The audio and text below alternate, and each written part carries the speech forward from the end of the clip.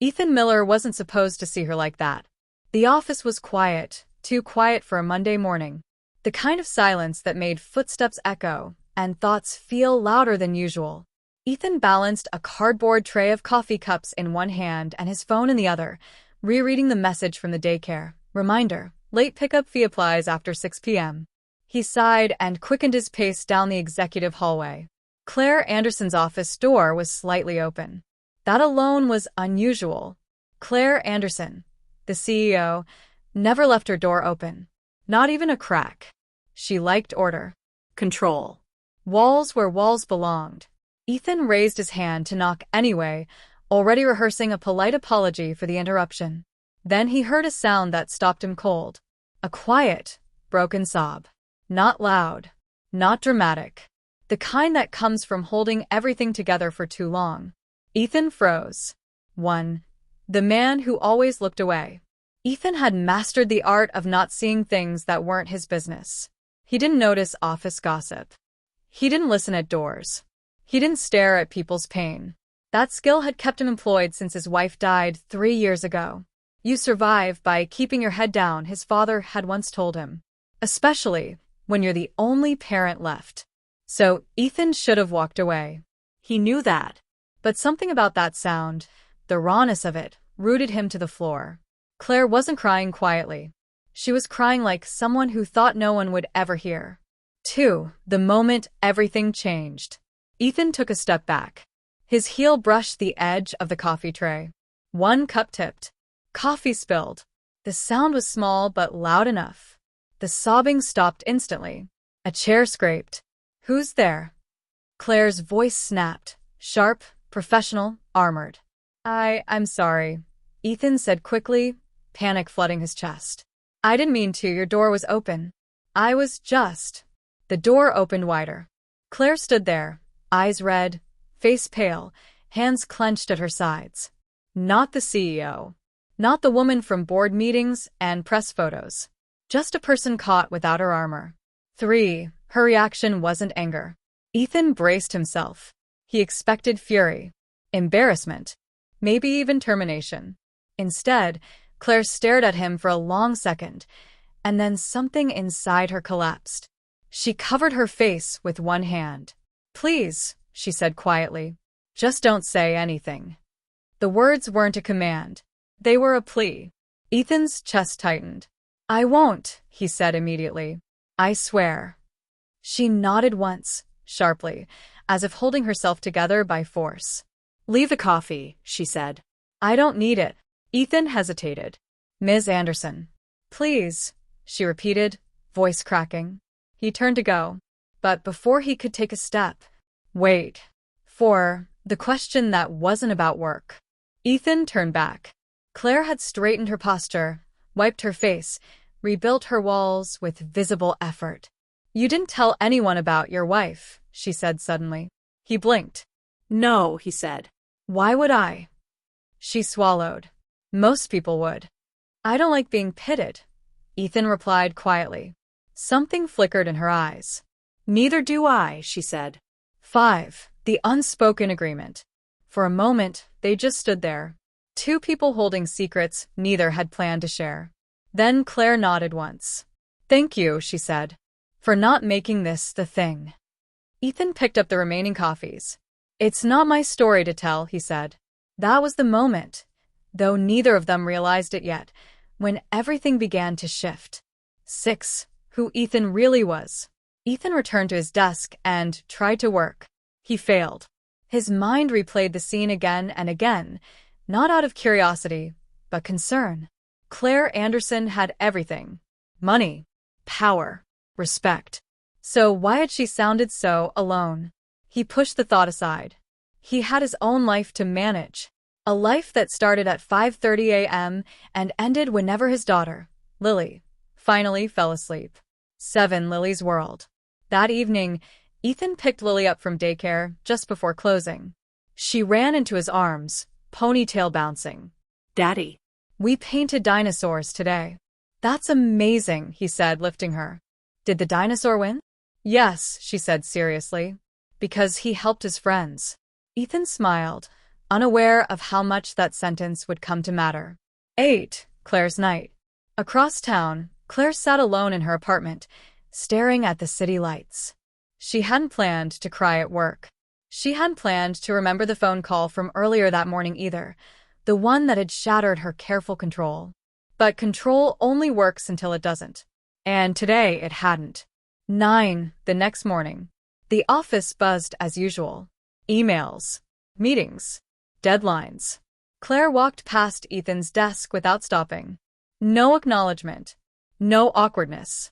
Just professionalism. Ethan exhaled quietly. Good. 10. The subtle shift. But over the next few days, things changed, small things. Claire started asking Ethan questions. Real questions. Not just what's the status, but how do you see this problem? She listened. She remembered his answers. Others noticed.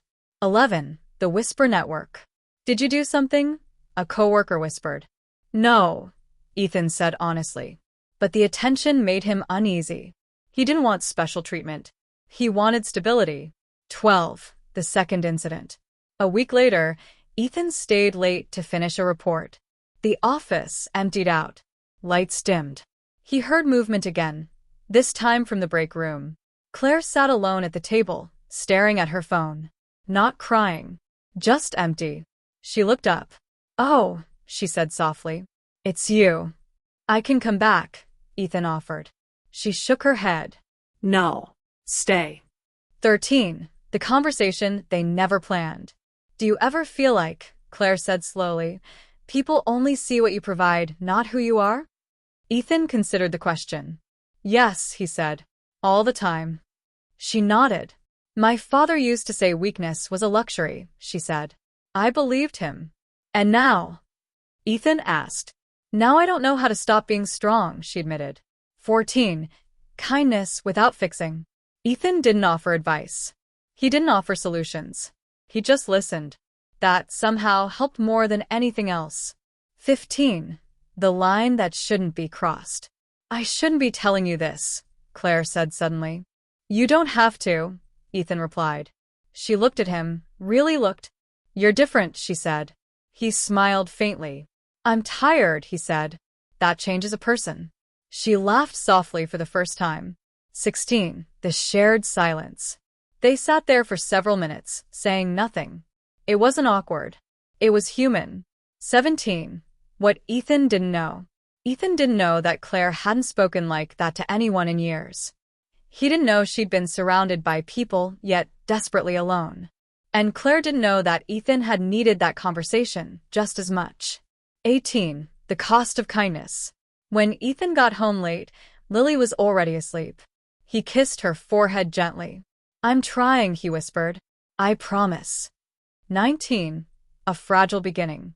The next morning, Claire sent Ethan an email. Can we talk later? Not as boss and employee. Just people. Ethan stared at the screen, then typed back. Yes. 20. What this section is really about. Sometimes kindness doesn't look like grand gestures. Sometimes it looks like silence. Like turning away. Like choosing not to use someone's worst moment against them. And sometimes it's the beginning of something that saves more than one life. Claire's office door was closed, but the soft click of it opening pulled Ethan's attention from his laptop. He looked up, expecting another routine email, another stack of paperwork demanding his attention. Instead, Claire stood there. No file, no agenda, no polished smile. Just Claire, human, vulnerable, a little tired, her eyes searching. I meant what I said yesterday, she began, her voice unusually soft. About talking. Not about work. About a life. Ethan swallowed. He wanted to say something clever, something professional, but nothing seemed right. Instead, he nodded slowly. I understand. She stepped inside, gesturing for him to follow to the lounge area. For the first time, the executive walls didn't feel intimidating. They felt quiet, almost safe. 2. Coffee and confessions. Claire poured 2 cups of coffee, hands steady but deliberate. Ethan took one and they sat. The hum of the city outside the large windows felt distant. For a moment, the office was just them.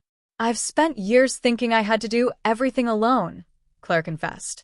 If I showed weakness, people would think I wasn't capable. That's the mistake I've made all my life.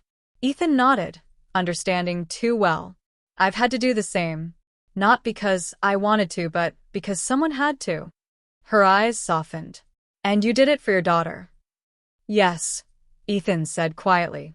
She depends on me. And you never asked for help? She whispered. Sometimes I do, he admitted. But I choose who I ask. 3. The shared vulnerability.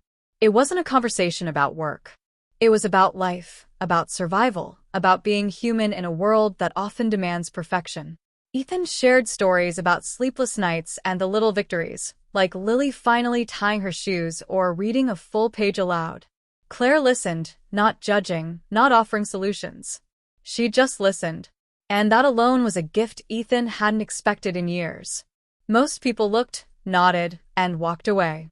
Most people assumed. But not Claire. She leaned back in her chair, coffee in hand, eyes glinting with unspoken admiration. You're remarkable, she said softly. Ethan laughed, a short, quiet chuckle. Remarkable isn't the word I'd use. You're human, she countered. That's remarkable enough. 4. A problem beyond work. The calm didn't last. The office phone rang, breaking the silence like a splash in still water. Claire ignored it for a moment, letting the tension ease. Then she picked it up. Her expression shifted immediately. Not panic, but concern. Yes, she said, voice professional but gentle. After a brief conversation, she hung up. My mother, she's not well. I didn't want to tell anyone here yet. Ethan felt his heart twist. He knew that feeling, of carrying responsibility and fear simultaneously. Do you want to leave? He asked. Claire shook her head. No. I need to finish this project. But, thank you. Ethan nodded. I understand. 5. The unseen gesture. The following day, Ethan arrived early, as usual. He found a small envelope on his desk. No name. Just a simple note in neat handwriting. For courage in quiet moments. See. Inside was a bookmark with a quote. Strength grows in the moments when we allow ourselves to be vulnerable. Ethan smiled, touched more deeply than he expected. It wasn't the gesture itself. It was the thought, the recognition, the understanding. 6. Kindness in small actions. Over the next few weeks, subtle changes occurred in the office. Claire made room for employees with personal responsibilities. She checked in not to micromanage, but to offer help.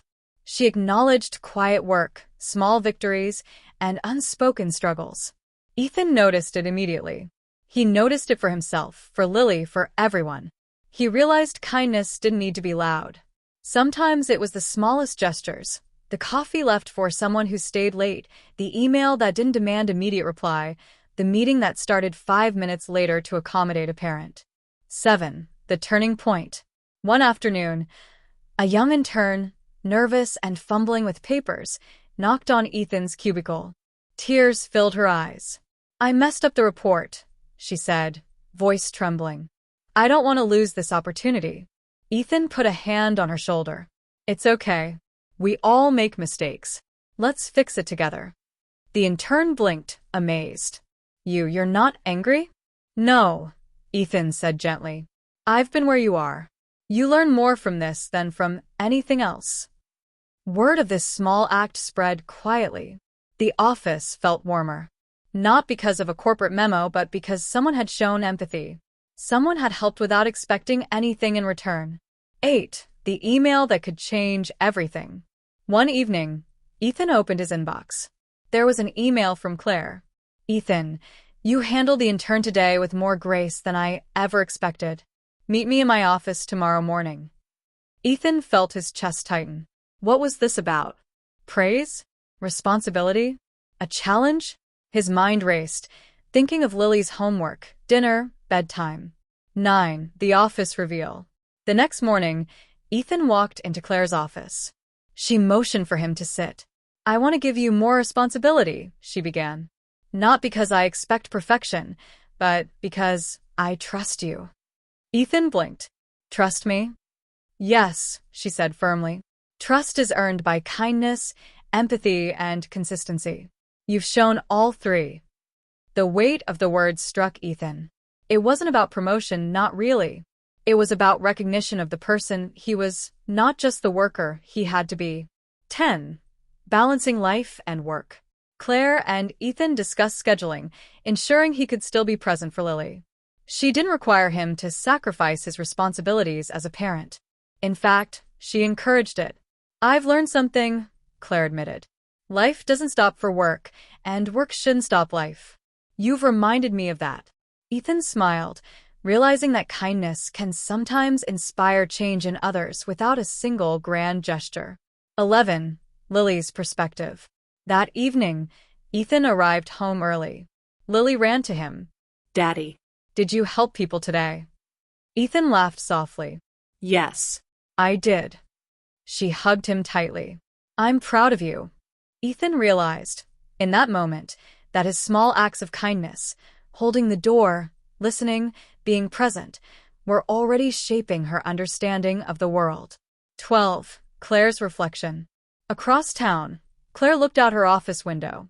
She remembered the day she cried alone, the day Ethan accidentally witnessed her vulnerability. That single moment had shifted her perspective entirely.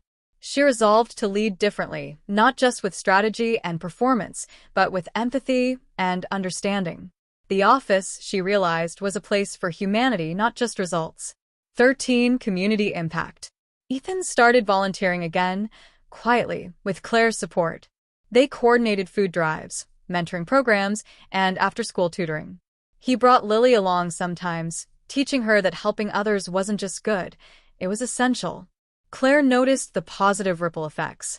The office culture began to shift.